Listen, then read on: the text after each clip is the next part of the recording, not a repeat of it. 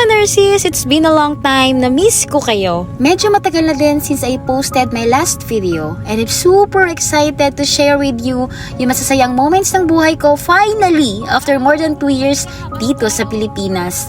I am super excited to finally share with you guys kung paano naman yung buhay ko dito sa Pilipinas. As an OFW, I would say na ito talaga yung mga bagay, yung mga moments na talaga namang nilulook forward natin.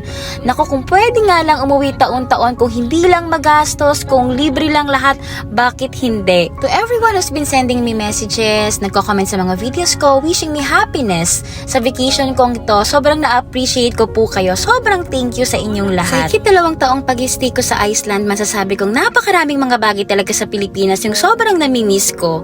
At isa na nga talaga dito yung pag-outing, kasama ng mga kaibigan, paliligo sa dagat, at syempre, panunood ng sunset habang kakwentuhan yung mga kaibigan mong matagal mong hindi nakita. By the way, this is a very special day kasi finally, after 8 long years, makakasama ko na naman talaga yung mga taong sobrang namimiss ko, yung mga taong sobrang malapit sa puso ko. Sila yung mga kaibigan kong masasabi kong laging nandiyan para sa akin. Yung hindi mo man nakakausap sa araw-araw, hindi mo man nakakasama dahil sa grabe ng distansya namin, nasa paligid kaya kami ng mundo, pero masasabi kong wala pa rin nagbago. Sila pa din yung mga simpleng tao, mga totoong tao na nakasama ko noon, nananatiling parating ng buhay ko habang buhay. Tara, samahan niyo akong enjoyin ang araw na to at isasama ko kayo sa special adventure naming mga magkakaibigan dito sa Zambales. Zambales is a must-visit Philippines tourist spot filled with stunning beaches, peaceful coves, and vibrant marine life.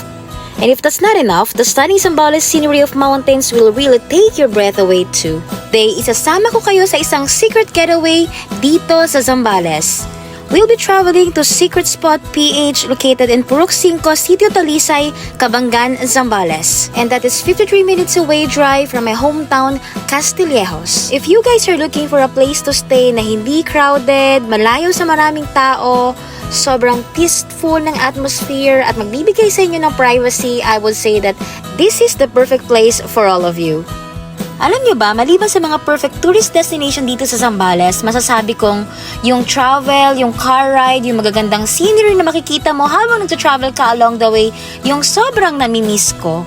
Sobrang ganda ng paligid, yung greens, ito yung mga bagay talagang nakakamiss tignan, napakasarap pagmasdan. Sobrang nakaka-relax. Masasabi ko talagang, I'm really home. I am finally home. This is my place. This is my home. By the way guys, if you are planning to visit Secret Spot PH, wag na po kayong magulat dahil wala po talaga kayong makikitang signage anywhere papunta sa place na yon. But you can pin down in your location, Secret Spot PH, and for sure naman po, dadalhin kayo ng Google Map sa correct destination. I would say na mas magandang mag-travel with your own vehicle kasi nga medyo malayo yung location ng place. And pagdating namin sa area, tinanong talaga namin, bakit pa wala kayong signage dito sa area ninyo? Like, kahit kami ng mga friends ko, nagtataka kami kung tama pa ba yung pinupuntahan namin. Ang sabi sa amin ng mga worker pagdating namin sa location na that's the essence of Secret Spot PH kasi nga daw sobrang sikreto ng lugar kaya wala talagang makikitang signage anywhere. So, you just need to trust your guts and trust the Google Map.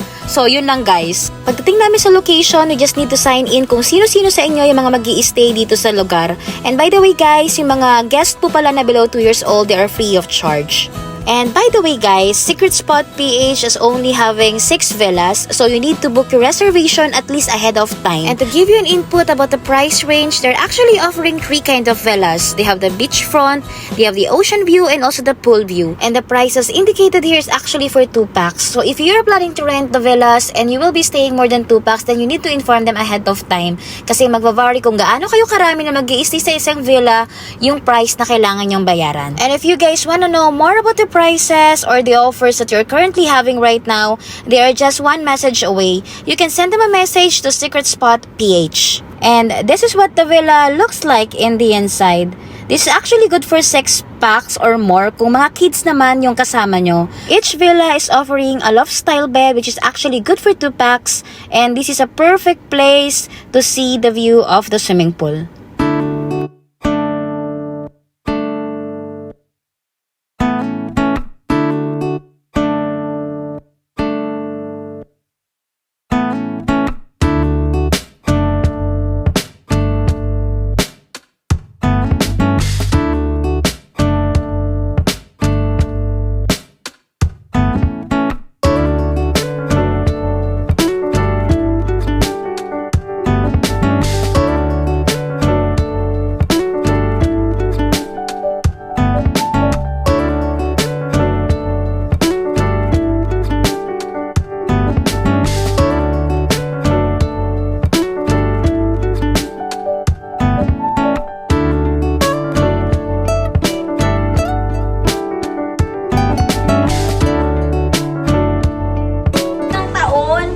ito.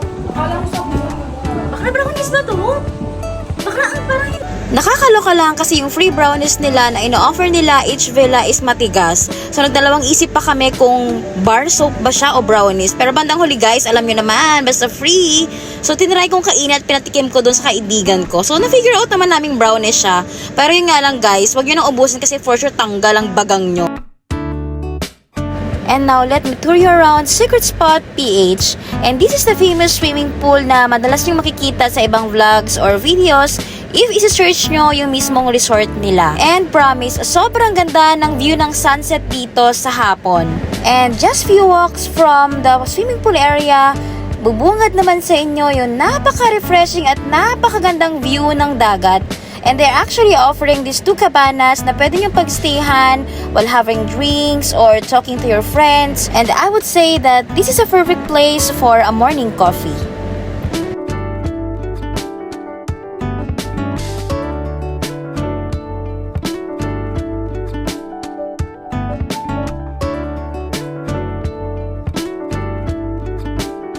Grabe, iba talaga yung feeling pag nasa Pilipinas ka. Ito yung mga bagay na sobrang namimiss ko. Yung magtampisaw sa dagat, yung hangin, yung paglalakad sa buhangin habang umahampas yung dagat. Grabe, napaka-refreshing ng feeling guys. Lalo na kapag alam mong yung mga kasama mo sa lugar na to, yung mga taong sobrang mahalaga sa'yo. Masasabi kong napaka-priceless na mga ganitong moments sa akin. Ito yung mga moments na talaga namang nilulook forward ko sa tuwing uuwi ako ng Pilipinas. I think I already shared with you guys in one of my vlogs before na hindi pwedeng paliguan yung mga dagat sa Iceland kasi nga sobrang lamig talaga. Like, you're prone to hypothermia. And Icelanders, they need to travel out of the country para lang makaligo sa dagat. Samantalang dito sa atin sa Pilipinas, we are blessed with wonderful beaches, lalo na dito sa Zambales.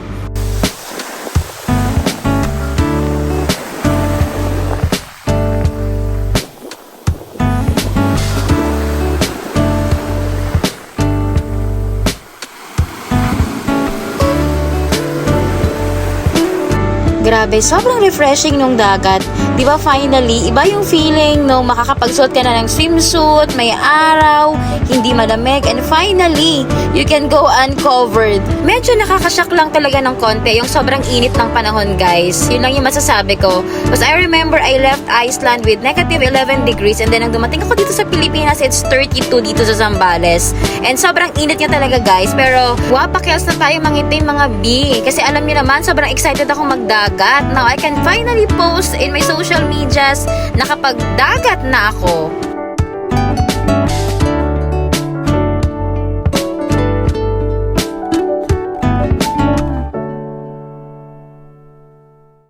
Pagkatapos namin magtampisaw sa dagat, we all stayed together to have a drink.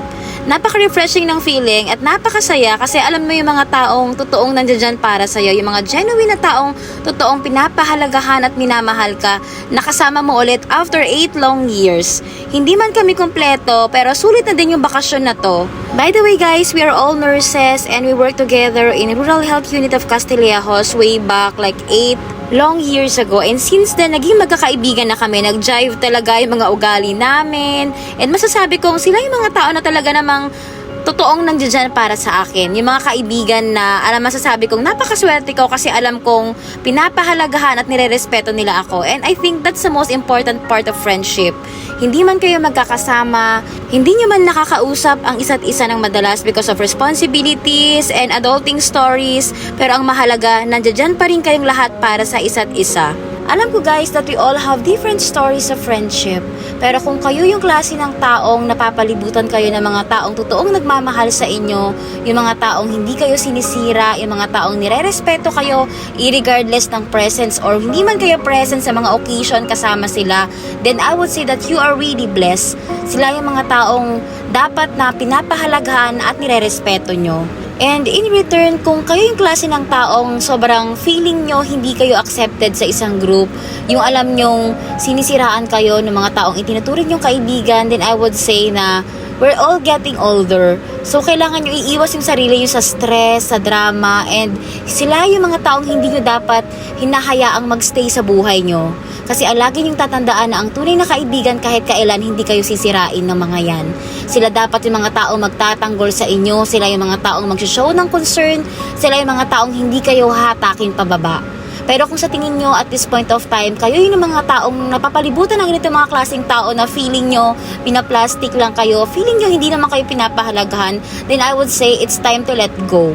2024 na, surround yourself with good people and always prioritize your inner peace.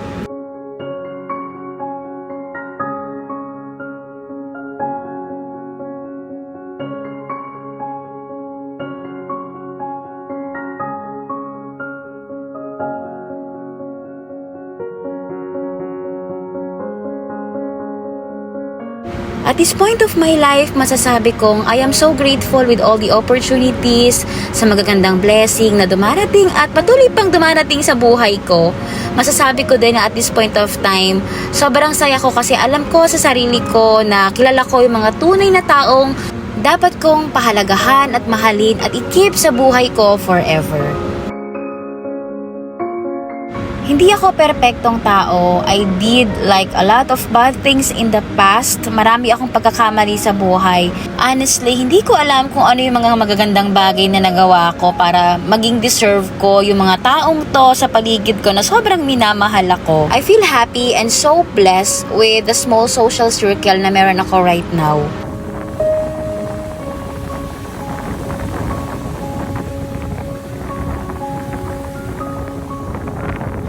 If you guys are following my vlogs, alam ko na share ko before na sobrang addicted talaga ako sa sunset. And since dumating ako sa Iceland, yung panonood ng sunsets, yung naging therapy ko na lang talaga. I love watching sunset alone or with friends. Sobrang nakakatanggal siya ng, alam niyo, ng bad emotions, nakaka-refresh ng feelings, nakakagaan ng pakiramdam. Sunsets are giving me the reason to become more hopeful that better things are coming on the next day. Parang pinapagaan niya yung pakiramdam ko, parang sinasabi niya na I need to believe na maraming magagandang bagay na darating sa buhay ko na hindi ibig sabihin nag-end yung isang araw ng masama. Magiging masama pa din yung start ng araw on the next day. Yung sunset yung nagiging like driving force ko na maniwala na maraming magagandang bagay pa yung pwedeng mangyari sa susunod na mga araw. By the way guys, if you're asking kung pwede magdala ng pagkain sa Secret Spot PH, and the answer is yes. Yun nga lang po, may mga additional payment with regards to that. You can also guys enjoy using their kitchen kung meron kayo mga food na kailangan nyong lutuin. And kung wala naman, just like us, you can also order different menus na available sa kanila. But I would say na the foods are kinda expensive. So kung gusto nyo ding magtipid kahit papaano and you guys enjoy cooking together with friends, then mas magandang magdala na lang kayo ng foods nyo na pwede nyong lutuin dito sa kitchen nila, or might as well you can just bring food na luto na from home. They also have different kitchen utensils, mugs, plates na kailangan nyong linisin right after use. Pagdating naman ng gabi, we enjoyed swimming with the kids. Nakakatuwang isipin na napakabilis ng panahon. Dati kami-kami lang yung magkakasama, ngayon extended na yung families namin. Yung iba sa mga kaibigan namin may kanya-kanya ng pamilya at may mga anak na rin.